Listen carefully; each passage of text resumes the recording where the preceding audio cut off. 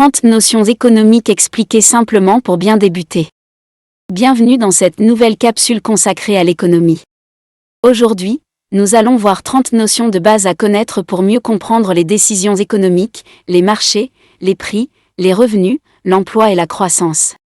Avant d'y arriver, nous vous invitons à mettre une pause à cette vidéo, à cliquer sur le pouce bleu, vous abonner et activer la cloche de notification pour ne rien rater de nos prochaines vidéos. Si vous êtes intéressé par plus d'apprentissage, veuillez cliquer sur le lien en description de cette vidéo pour vous inscrire à la prochaine session de notre formation en économétrie et techniques quantitatives.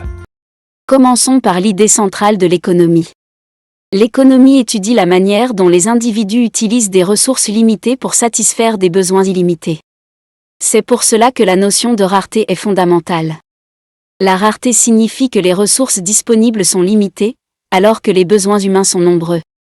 Face à cette rareté, les individus, les entreprises et les États doivent faire des choix. Un choix consiste à sélectionner une option parmi plusieurs possibilités. Mais chaque choix implique un coût. C'est ce qu'on appelle le coût d'opportunité. Le coût d'opportunité représente la meilleure option abandonnée lorsqu'on prend une décision. Par exemple, si vous utilisez votre argent pour acheter un téléphone, vous renoncez peut-être à l'utiliser pour une formation, un investissement ou une autre dépense. En économie, on parle aussi de besoins. Les besoins représentent les désirs que les individus cherchent à satisfaire, comme se nourrir, se loger, se soigner, apprendre ou se déplacer. Pour satisfaire ces besoins, il faut mobiliser des ressources. Les ressources économiques comprennent généralement la terre, le travail, le capital et l'entrepreneuriat. La terre désigne les ressources naturelles utilisées dans la production. Le travail correspond à l'effort humain mobilisé pour produire des biens ou fournir des services. Le capital désigne les machines, les outils, les bâtiments et les équipements utilisés dans la production. L'entrepreneuriat, quant à lui, désigne la capacité à organiser les ressources, prendre des risques et créer de la valeur. Passons maintenant aux notions liées au marché. La demande correspond à la quantité d'un bien ou service que les consommateurs sont prêts et capables d'acheter. L'offre correspond à la quantité que les producteurs sont prêts à vendre.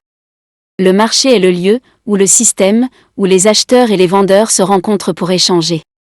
Le prix représente le montant payé pour obtenir un bien ou un service.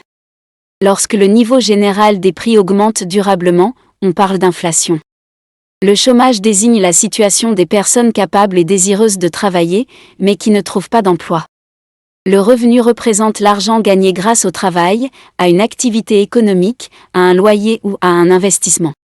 La consommation correspond à l'utilisation des biens et services pour satisfaire les besoins. La production est le processus de création des biens et services. L'épargne est la partie du revenu qui n'est pas consommée. L'investissement désigne une dépense destinée à augmenter la capacité de production future. Il est aussi important de distinguer la microéconomie et la macroéconomie. La microéconomie étudie les comportements des individus, des ménages et des entreprises.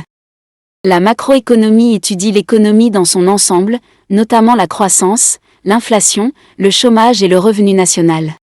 Le PIB, ou produit intérieur brut, mesure la valeur totale des biens et services finaux produits dans un pays sur une période donnée. Le budget est un plan financier qui présente les recettes attendues et les dépenses prévues. L'impôt est un paiement obligatoire effectué par les ménages ou les entreprises au profit de l'État. Enfin, la croissance économique désigne l'augmentation de la production de biens et services dans une économie au fil du temps. Retenons donc l'essentiel. L'économie repose sur une idée centrale, faire des choix face à la rareté.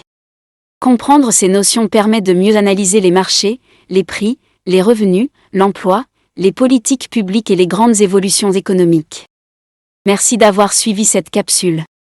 Sauvegardez ce contenu pour vos révisions. Et dites en commentaire quelle notion économique vous semble la plus importante à maîtriser. Abonnez-vous à la page pour plus de contenu simple et pratique sur l'économie, les statistiques, l'économétrie et l'analyse des données. Si vous êtes intéressé par plus d'apprentissage, veuillez cliquer sur le lien en description de cette vidéo pour vous inscrire à la prochaine session de notre formation en économétrie et techniques quantitatives.